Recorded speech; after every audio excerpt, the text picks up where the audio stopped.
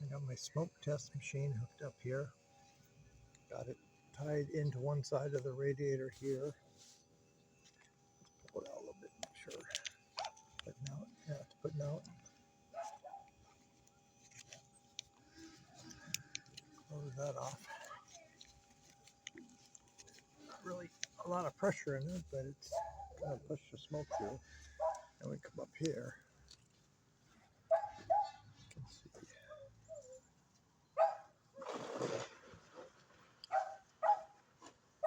Making its way around this reservoir here. It's crazy because this stuff is all probably pretty good. It's just not clamped around that as well as it should be. This is one of the old radiators. I'm going to do another one now. Okay, if I can talk over my noisy geese. Turkey was attacking one of the ducks, so they're all riled up. At any rate, I got my Dodge that I pulled the radiator out of. It was the radiator I pulled out because it seemed to have a leak, and I just could not find where. And I let it sit overnight, and it still kept dripping. So I thought, well, it's something to do with the tank or something. So I've been working on trying to get the proper setup so that I can test them on their own. Got another one there from a previous accident that I did a smoke test on, and that showed positive it was a leak. This one I did smoke test, but I just couldn't get any kind of results to feel comfortable about. So just now I got the right setup. I ordered some plugs from Amazon that allow me to get those plugged off real tight. I got this tester here, and I just pumped it up. See, it's at the top of the green there, and it's been sitting that way for a few minutes.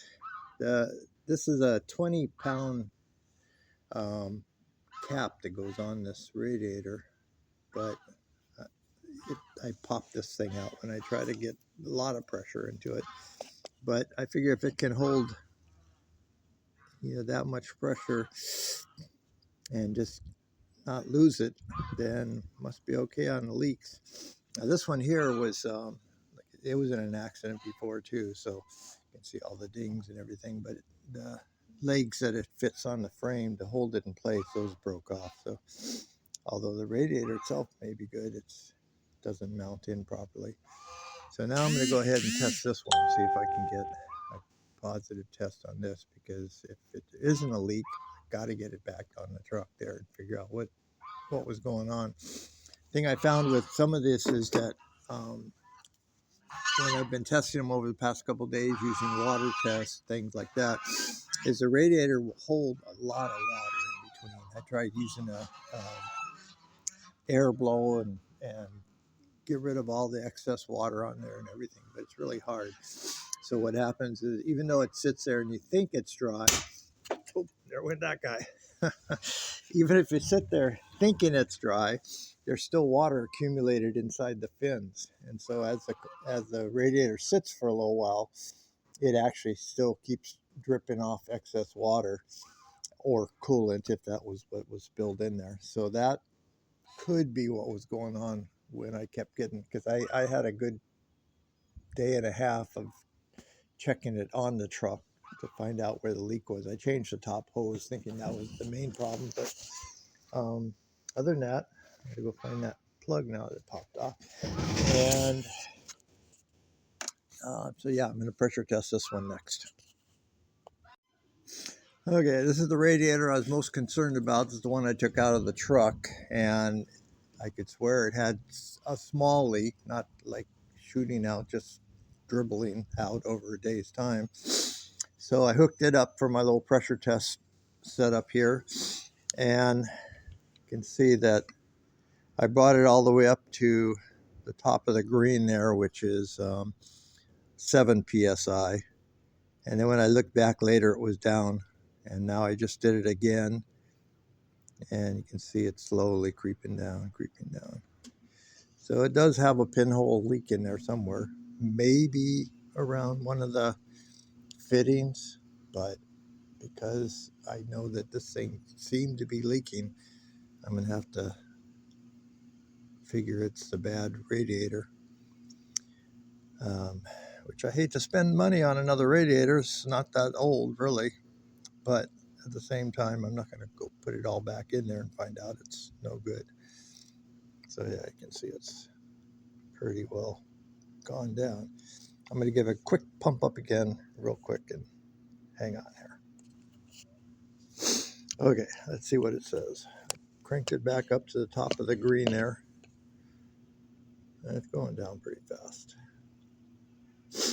And the other thing I could do right now, just even more to verify more, is to get a spray bottle with some soapy water, spray around this and see if I can ID where the leak would be at.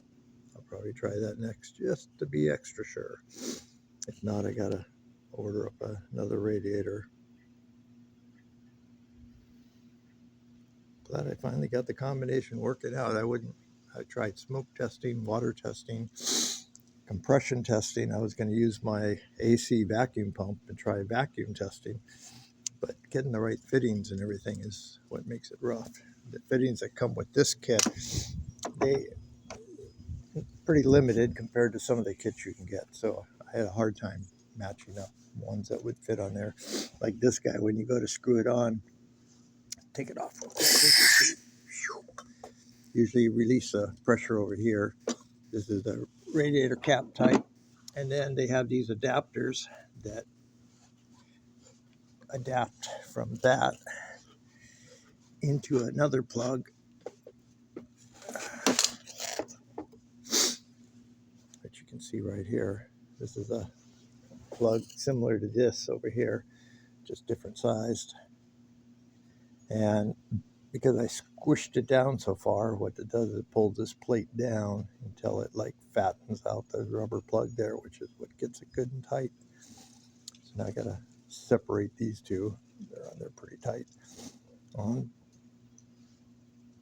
Yeah, so at any rate, I'm gonna probably do one more test with some soapy water just to verify. But it looks like a new radiator's the answer. Okay, back to this. This is my original radiator. By pressure testing, it does have a slow leak. I just kind of confirmed it with the gauge. I can get it up to the top of the green there, and it'll slowly creep down, going down to the yellow now. So I wanted to make sure it wasn't my fittings or something else. And so I came out with some soapy water. And let's take a look here.